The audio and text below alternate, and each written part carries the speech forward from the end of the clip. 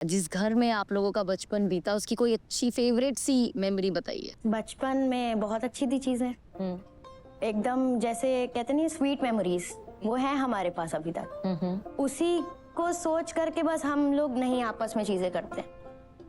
Specially लड़की, मैं एक इकलौती लड़की हूँ घर में, तो मैं वेट करती हूँ कि हाँ भाई लोग आएंगे तो फिर राखी बांधूंगी मैं उनको, क्योंकि मम्मी पापा हैं। अब मम्मी पापा के साथ तो कोई राखी का त्योहार नहीं मनाएगा, तो हर एक बहन चाहती है कि भाई हो, और मेरे पास दो हैं। अच्छा ये बताइए कि स्पेस को लेकर आपकी मम्मियों को बहुत प्रॉब्लम है कि घर छोटा है, स्पेस की कमी है। क्या आप लोगों को भी कभी ऐसा लगा कि स्पेस नहीं है? हमें तो कभी ऐसा नहीं लगा। अगर किसी एक के मन में आएगा कि हाँ मुझे थोड़ा ज़्यादा स्पेस चाहिए, थोड़ा मुझे और चाहिए, तो वो देखेगा कि हाँ मेरा छोटा घर है, तो मुझे उसको और लालच चाहिए कि हाँ मुझे एक बड़ा किचन चाहिए, बड़ा घर चाहिए। किसी एक के मन में अगर लालच आएगी कि मुझे बड़ी चीज़ चाहिए, तो वो बोलेगा कि हाँ मेरा घर छोटा है। अगर हम लोग चाहें तो हम लोग छोटे घर में भी सब लोग आराम से साथ मिलकर रह सकते हैं। जब हम 4 भाई बहन एडजस्ट कर सकते हैं तो हमारे मम्मी पापा क्यों नहीं कर सकते। और आप लोगों का बचपन तो वहीं बीता है। हाँ जी। और खुशी खुशी ही बीता है बचपन। जी, तो जी।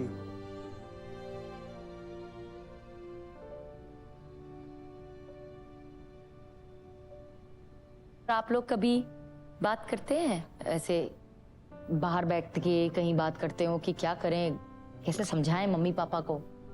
हाँ, कभी कभी ऐसी थोड़ी बहुत कॉन्वर्सेशन होती है, लेकिन फिर यही सोचते हैं कि हम लोग को पता है कि हमें ये चीज नहीं करनी है आगे। तो एक तो होता है कि हमें ये पता चला कि हमें क्या करना है, और हम एक ये सीखते हैं कि हमें क्या नहीं करना चाहिए जिंदगी में। तो वो क्या नहीं करना है, क्या सीखा आपने? हमने यही चीज सीखी कि जो गलती हमारे माँ बाप ने की वो हम लोग ना दोहराएं। और क्या गलतियां हैं वो? यही कि छोटे छोटे घर के मसले घर में ही रह जाएं, और हम लोग आपस में उसको, अगर एक कोई अगर राजी हो जाए, अगर हार मान ले, तो ऐसा होता है कि दोनों की जीत हो जाती है।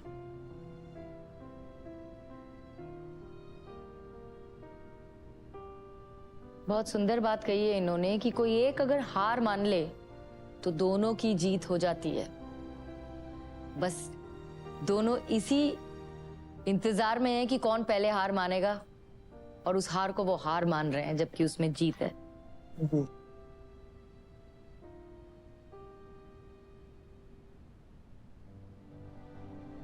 आप लोगों को क्या लगता है, क्या मैसेज देना चाहेंगे आप अपने पेरेंट्स को ताकि चीजें सुधर सकें?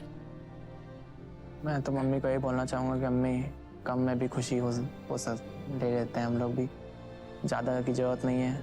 आपका इतना अच्छा परिवार है, ताई जी इतनी अच्छी है, ताया जी इतने अच्छे हैं, इतना सपोर्टिव हैं, हमें इतना प्यार करते हैं।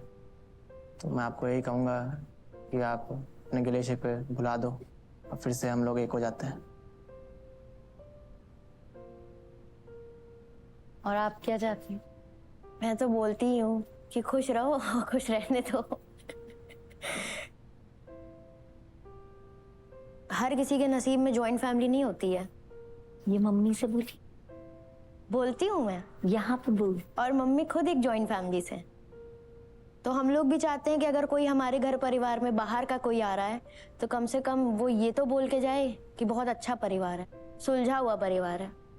और एक सुलझा हुआ परिवार तभी बनता है जब आपस में कोऑर्डिनेशन हो, आपस में एक दूसरे की रिस्पेक्ट हो। जब हम बच्चे कर सकते हैं तो बड़े भी कर सकते हैं। क्या बात कही है।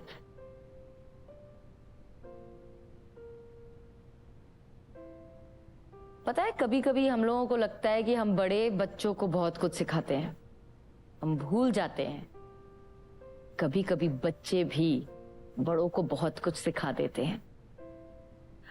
और आप दोनों से सिर्फ यही कहूंगी कि डैडी जी ने अपनी जिंदगी भर की कमाई लगाई है उस घर में, उनका सपना है, उनकी खुशियां हैं उस घर में। और खुशियां सिर्फ मकान से नहीं होती, उस मकान को घर परिवार बनाता है, लोग जो उस घर में रहते हैं वो बनाते हैं।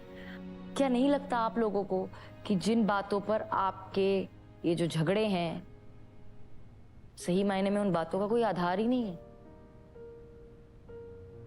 जिसको सही मायने में कहते हैं तिल का पहाड़ बन जाना, वो बन गया आप लोगों के बीच।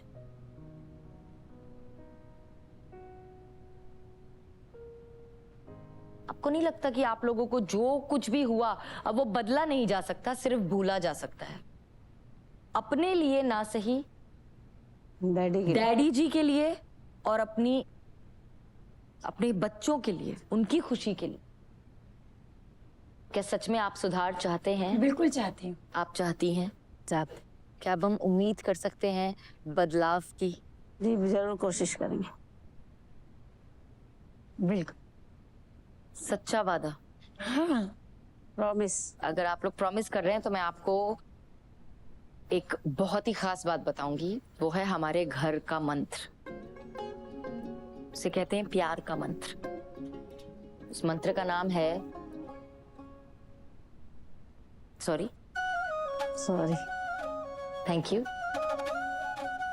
And I love you.